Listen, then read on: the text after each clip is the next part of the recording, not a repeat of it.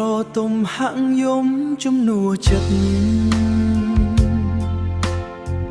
ទឹកភ្លៀងធ្លាក់មកត្រជាក់ដល់កាយខ្ញុំឈរនៅទីនេះក្បែរមាត់ទឹកនឹកឃើញរឿងរ៉ាវដែលកន្លងផុតសុំត្រឹមតែការអបមួយចុងក្រោយមុនពេលដែលអូនត្រូវលាចាកទៅកម្ដៅដែលបន្សល់ក្នុងបេះដូងនឹងរស់នៅជាមួយបងជានិច្ចទោះបីជាវាសនាខាត់ចែកយើងក៏ប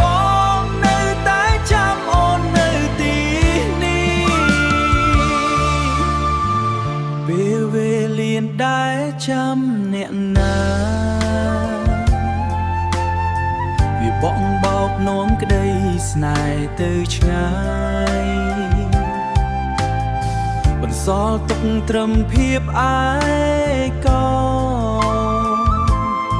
នឹងកែវភ្នែកដែលពោពេញដោយវិបដិសារី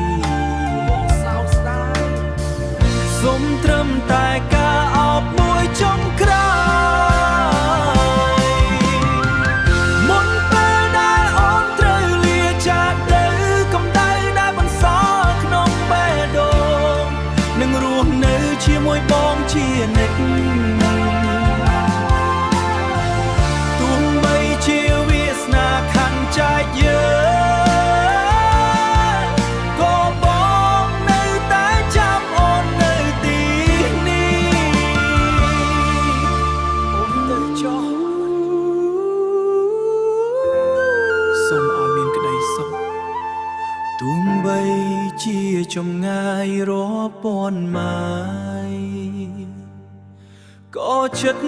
បងមិនដែលប្រែប្រួលឡើយលាហើយម្ចាស់ចិត្តបងនឹងរក្សាការចងចាំនេះរហូតដល់ថ្ងៃចុងក្រោយ